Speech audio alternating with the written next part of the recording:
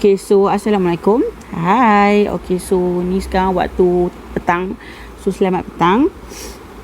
Jadi untuk video kali ni saya akan kongsikan dengan korang tentang puasa Nabi Daud, yang mana saya jumpa puasa Nabi Daud ni and saya start ambil berat pasal puasa Nabi Daud ni lepas saya sendirilah terfikir nak gunakan kaedah puasa Nabi Daud ni untuk turunkan berat badan saya, sebab saya sekarang ni ada penyakit obes. Saya adalah obesity lah. Saya dalam kategori obesity yang tahap teruk juga lah, yang bukan biasa-biasa. So nak turunkan berat badan tu tengah duk cari lagi lah cara apa yang sesuai dengan saya. So saya sekarang ni saya duk try puasa Nabi Daud lah, walaupun tak berjaya sepenuhnya, tapi itulah saya tengah cuba. So saya cerita sekarang ni untuk mungkin ada orang yang betul-betul perlukan puasa Nabi Daud ni. Ada orang yang betul-betul macam nak cakap, dia betul-betul mampu and dia betul-betul boleh buat, cuma dia tak tahu lagi. So sebab tu saya nak cerita. So maybe mungkin orang tu boleh tengok video ni, dia pun boleh amalkan puasa Nabi Daud ni. Nabi Daud ni basically secara mudahnya nak faham, ialah puasa selang-seli. Contoh hari ni puasa, esok tak puasa, tulat. And katakanlah dalam puasa Nabi Daud ni tiba-tiba terjatuh kepada hari Jumaat. Hari Jumaat kan tak ada puasa. Tapi kalau dalam puasa Nabi Daud ni terjatuh pada hari Jumaat, tak ada masalah, boleh puasa. Sebabnya kita memang daripada awal duk puasa dah. Sebab apa? Tak, kita memang niat nak buat puasa Nabi Daud. Bukan sebab kita nak puasa yang hari Jumaat saja. So tak ada masalah kat situ. Ni sekarang hujan. Okey, hukum dia adalah sunat buat dapat pahala lah. Sunnah Nabi Daud. Sunat sebab dia sunnah Nabi Daud. Faham tak? Sebab dia puasa sunat lah. Dia ni dalam kategori puasa sunat.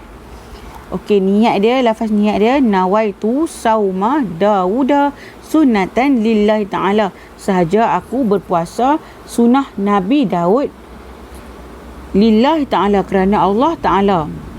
Cara puasa dia puasa macam biasa, macam puasa-puasa lain juga. Okey, cuma macam mana hang pernah buat puasa sunat? Kalau hang pernah buat puasa sunat, puasa ni sama sebiji macam puasa sunat. Tak ada puasa Nabi Daud ni hang boleh buka puasa lah, sebab dia puasa sunat je. Kalau contohlah katakanlah ni selalu berlaku lah dalam kalangan kita ni kan, macam masyarakat awam-awam ni, kadang kita puasa sunat dengan puasa sunat, and then tiba-tiba ada tetamu main rumah. So bila tetamu main rumah tu, kita duk abang kat dia, kata kita masak, kita hidang kat dia, tapi kita tak makan sekali dengan dia sebab kita puasa sunat. Sebenarnya salah tau. Sebenarnya kita bila ada tetamu main rumah, kita kena buka puasa makan dengan dia. Sebab tu cara kita adab, kita layan tetamu, kita makan sekali dengan tetamu, bagi tetamu tak rasa segan. So bila kita puasa sunat, kita boleh buka puasa dengan niat kita nak layan tetamu. Faham tak? Okey. So bila jadi macam tu, kita akan dapat dua pahala. Pertama, pahala puasa Nabi Daud. Kita akan dapat juga walaupun kita buka puasa. Kita still akan dapat walaupun kita buka puasa. Kita akan dapat juga walaupun kita dah buka puasa. Sebab kita memang niat daripada awal nak buka puasa. Nak puasa. Yang kedua, kita akan dapat pahala sebab pahala layan tetamu. Layan tetamu memang dapat pahala weh. Layan tetamu dapat pahala. So kita akan dapat dua pahala. Rugilah kalau kita tak buka puasa. Kita dapat pahala puasa, yes, tapi dapat pahala layan tetamu tak dapat. So sekarang ni sebab puasa sunat, dia boleh buka puasa. So bila kita buka puasa sebab kita layan tetamu, kita dapat dua weh, bukannya dapat satu. Setengah orang dia salah faham. Dia kata bila dia buka puasa, dia tak dapat lah pahala puasa, tinggal satu je. Tinggal satu. Allah tunjuk jari ni. Bukan. Ni lah gunanya ni. Tinggal satu je. Tinggal yang puasa, yang apa, puasa je.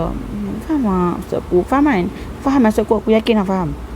Selang sehari lah, and dia kedudukan dia yang paling tertinggi antara puasa-puasa lain. Sebab tu bila saya tengok dalam kajian, kita sebelum kita nak amalkan puasa Nabi Daud ni, kita tak boleh amalkan tarawih. Kita kena buat puasa yang 3 kali sebulan. Ada kan? Puasa 3 kali sebulan, and then puasa Isnin Ramai, and then baru kita puasa Nabi Daud. Sebab puasa Nabi Daud ni, kedudukan dia ialah dia yang paling tertinggi. Sebab apa tahu? Sebab dia memang paling tertinggi. Dia macam paling padu lah, sebab selang sehari kot compare dengan yang lain-lain kan. So sebab itulah kita sebelum kita buat yang puasa Nabi Daud ni, okey, sekarang ni nak cakap tentang kelebihan. Ini poin dia. Kenapa kita kena buat puasa Nabi Daud ni? Apa kelebihan dia? Sebab faham tak, Nabi Daud kot, bukan biasa-biasa kan. Bukannya jiran kita. Nabi Daud, apa yang Nabi Daud buat untuk seumur hidup dia, forever lah, forever seumur hidup dia amalkan puasa Nabi Daud ni. So apa yang dia buat, mestilah ada kelebihan, mestilah ada satu fungsi yang betul-betul macam ada kebaikan, ada fungsi. Takkanlah dia buat saja kan, mustahil lah. So apa fungsi dia? Yang pertama adalah mencegah daripada sering sakit. Sebab kalau kita tengok Nabi Daud, dia jarang sakit. Sebab apa tahu? Dia amalkan puasa ni. Puasa ni dia boleh mengelakkan kita daripada sering dapat penyakit. Sebab dia ada, bila kita puasa ni kan ada perubahan dalam sistem badan, adalah yang badan kita bekerja. Semua yang Tuhan dah aturkan itu adalah yang terbaik. Faham tak maksudnya? Dia boleh menyihatkan sistem pencernaan hang. Boleh bagi hang macam daripada masalah-masalah perut kan.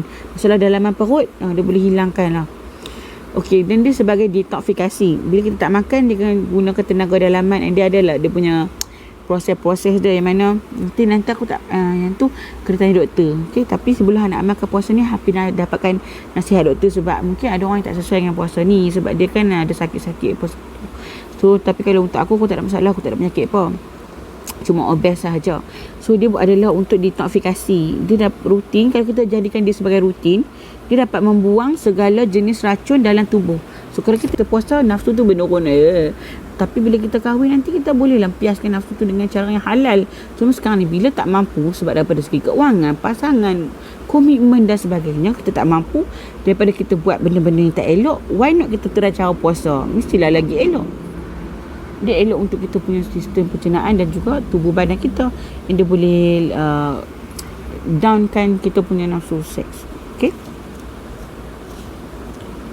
Okay, ada yang tanya, puasa Nabi Daud dengan puasa Isnin Khamis, mana yang lebih bagus? Okey, jawapannya adalah sama-sama bagus. Sama-sama bagus. Cuma yang ni lebih ekstrim lah, Nabi Daud ni berbanding dengan Isnin Khamis. Sebab tu sebelum nak try Nabi Daud ni, try dulu yang Isnin Khamis. Kan? Nanti bila dah boleh yang tu, dah rasa yang tu okey, baru try Nabi Daud ni. Sebab dia setiap selang sehari, so lagi banyaklah pahala dia. Okey, dua-dua bagus. Cuma yang pahala tu kan, kita puasa dapat pahala kan. Pahala puasa ni dia tak tetap lah. Dia ikut Allah nak bagi banyak mana. Dia tak terhad. Sebab dia boleh bagi banyak-banyak lebih pada yang kita jangkaukan. So tu saja untuk video kali ni. Aku harap hampa boleh ambil lah benda yang baik-baik daripada video ni. Benda-benda yang tak okey ataupun masalah tak, macam aku tak pandai cakap ke apa ke, aku minta maaf sangat-sangat. Aku pun baru lagi belajar untuk cakap depan kamera.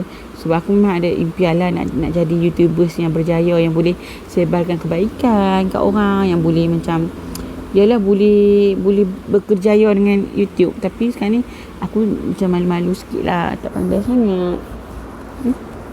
Kita orang tak pandai lagi. Nanti kita belajar lagi untuk dapatkan video yang lebih menarik. Okay, so tu je daripada kami.